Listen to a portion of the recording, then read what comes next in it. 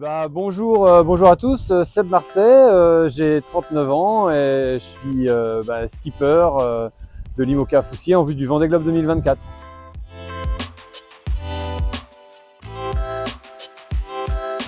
Quelque part, c'est un peu le hasard qui m'a fait croiser la course au large à l'adolescence et donc voilà, j'ai fait une année d'interruption de ma scolarité pour participer à un voyage. À l'époque, ce voyage, il aurait pu être en camion, à pied, en vélo.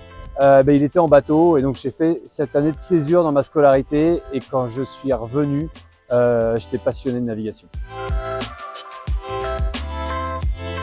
D'abord, j'ai préparé techniquement des bateaux, ce qui m'a donné l'opportunité de rentrer dans de grandes équipes, notamment avec Franck Camas.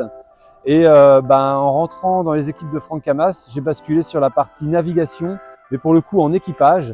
J'ai fait ça pendant une petite dizaine d'années et depuis 2017, je suis revenu à la navigation en solitaire avec mon propre bateau.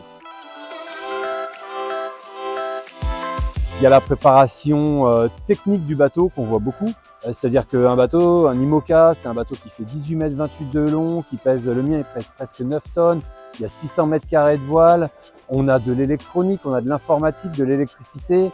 On a des cordages de haute technologie. Donc il y a une préparation technique qui est très fine et très complexe. Il y a la préparation du skipper, donc préparation physique. Des séances de sport en dehors des programmes de course et de navigation. De la préparation mentale parce que être tout seul en solitaire sur un bateau comme ça pendant 3 mois, il faut être bien outillé.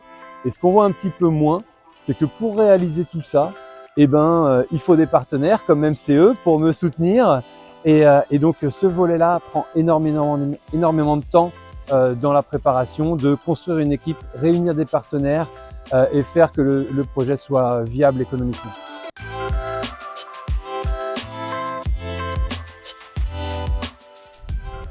Alors sans les partenaires, on ne pourra absolument pas mener ce projet. Tous les partenaires qui sont membres de ce club qui est Cap Agir Ensemble, ils sont indispensables pour que je puisse m'aligner au départ des courses, participer à ces courses, promouvoir leur marque et puis promouvoir les valeurs du projet. Voilà, je remercierai jamais suffisamment Charlie et Guillaume de m'avoir fait confiance dès 2022 et notamment juste avant la Route du Rhum, où économiquement les choses étaient compliquées. Ce qu'on peut vraiment me souhaiter pour cette course, et ce qu'on peut souhaiter en fait à tout le monde, ce qui serait extraordinaire pour l'ensemble du projet, pour l'équipe, pour les partenaires, c'est de se retrouver ici sur la ligne d'arrivée et si possible avec une belle perf à la clé.